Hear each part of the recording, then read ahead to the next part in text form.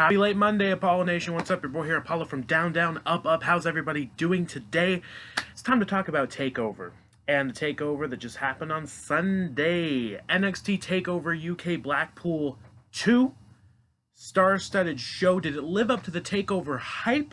Let's run it down. Now, again, I have to apologize. My prediction video being cut down to, I believe it was 1:01, or down to exactly a minute. I'm not too sure. Either way. Tried to record it again. I explained it in the previous video.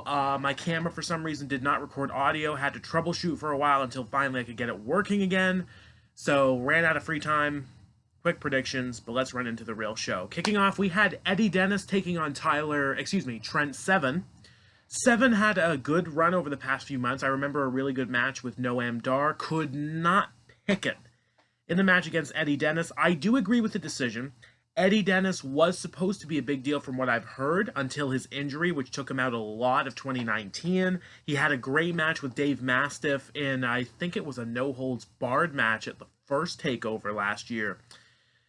But this match didn't exactly go the way I thought it would. Dennis brutalized Seven on the outside, practically threw the man from the ring to the barricade, and back inside, hit a quick finisher, got the 1-2-3. Didn't really get the feeling I thought I would out of that.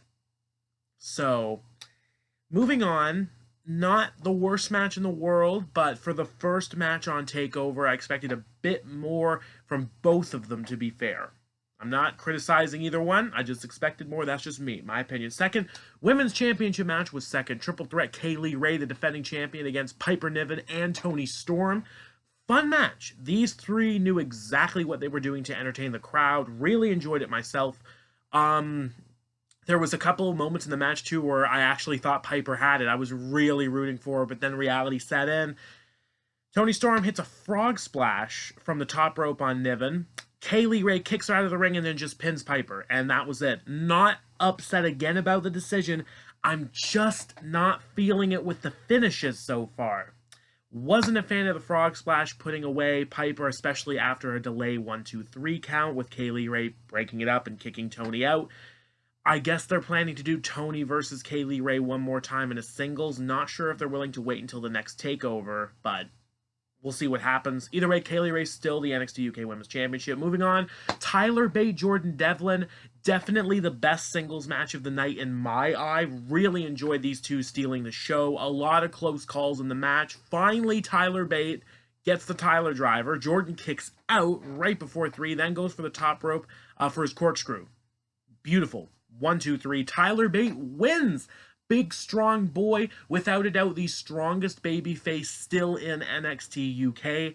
I really hope he gets another shot at the title. I'm rooting for Tyler a lot after this win. I wasn't feeling it for Tyler going into the show, let's say the day before, but no, he's still the man. He is still the man, and I like this result more because if we're eventually going to get Trent turning on him, Tyler's going to be doing some winning. This was a good example of that. Jordan put in the work, but could not get it done. Poor Jordan. Still a great heel, though. Not sure if they really are planning a babyface run for him or not, but we'll see when the time comes. We'll see. Moving on to the ladder match, and this did not disappoint by any means, aside a few botches that you can't really blame the wrestlers on. Let's talk about it. Ladder match for the Tag Team Championships. Gallus, Mark Coffey, and Wolfgang taking on Imperium, Fabian Eichner, and Marcel Bartel. The Grizzled Young Veterans, Zach Gibson and Drake, and the former champions, Mark Andrews and Flash Morgan Webster. The match was insane. Everybody had their spots and moments that were crazy. This is a match you just need to go watch, and I really struggle to compare this with the Street Profits one last year, but I did get a chance to re-watch the Street Profit one in whole. Honestly, as hard as it is to pick, I do have a winner. The Street Profits takes it just a little bit. Just a little bit. But this was still great. I honestly thought that these guys would go on for maybe another 10 minutes at the rate they were going. If there's one botch we have to call, it's nothing to complain that much about because it gave us a more intense moment. It looked like Morgan Webster and Andrews were looking for dual swantons off of the top of the ladder through both members of Gallus through tables. As Mark Coffey was being positioned on the table, it broke and he fell through it. And everyone can make any jokes they want to. It was just a funny moment, but it didn't really kill the mood for me because Andrews and Webster did a double swanton, holding each other, falling off through Wolfgang through the table. It was pretty cool. In the end, though, right when it looked like the intensity was just about done and the reality was settling in, Imperium were ready to grab those titles. Coffey and Wolfgang got up. Wolfgang was able to spear, I think it was Eichner, through one of the ladders and then take himself out to get rid of everyone else. And then Mark Coffey climbed the ladder and grabbed the titles. That's right. Gallus retained the tag team championships, which I found interesting. I was definitely not ready for this until the day of when I heard rumors that Gallus were planned to keep the tag team championships and roll on with live events. Turns out the rumor was right. Gallus still holding the tag team championship gold. Great match. I'm hoping to enjoy more out of Gallus than with this win. They were not the tag team champions that I wanted them to be starting off. I wanted Andrews and Webster to at least make it this far. Still, though, fun match. Really enjoyed it. Looking forward to the future. And now let's talk about the main event. Walter, Joe Coffey. Great, hard-hitting match to start us off. Honestly, the chops, the body blows, it looked so realistic to me.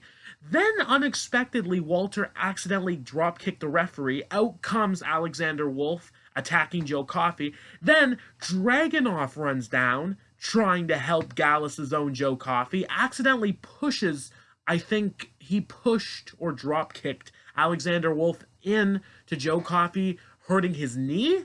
However, that one, I was honestly surprised. I didn't think we needed this interference in the match, but I do like Dragunov showing. If there's a future Dragunov-Walter match, I want that for the championship, because there's a spoiler if you haven't seen the show already, which, why are you here then? No disrespect intended. Walter was able to finally put down Joe Coffey after a few more blows, power bombs, and into the choke crossface hold. Coffey tapped out, and Walter is still the champion. Of course, there's obviously the wonder of, are we going to get another surprise at the end of the show? We did, but not anybody knew. As the entire team of Imperium came out to celebrate and show off their wounds, you saw the ice packs on Eichner and Barcel. Undisputed Era decided to show up, all four of them, and destroyed Imperium, because they're setting up their tag match at Worlds Collide, which is supposed to be, I think, 2 Saturdays from now. Looking forward to that tag. Looking forward to see what they're going to do. And this was a perfect way to show the fans that we should care about this. It was a good way to close the show. A lot of people can say it was unneeded. Definitely not the greatest takeover of all time, but a fun couple of hours of wrestling. Not a long show by any means, but I had a pretty good time. Don't know about you. That's it. I'll see you all in another video. Keep your eyes out for the Battlefront series coming every Friday on the channel. Like, share, subscribe. Let me know what you're looking most forward to at Worlds Collide. And, of course, the Royal Rumble is coming up pretty soon. Can't wait to see what's going to happen. All I have to say right now is Edge. Edge, please. Keep it real.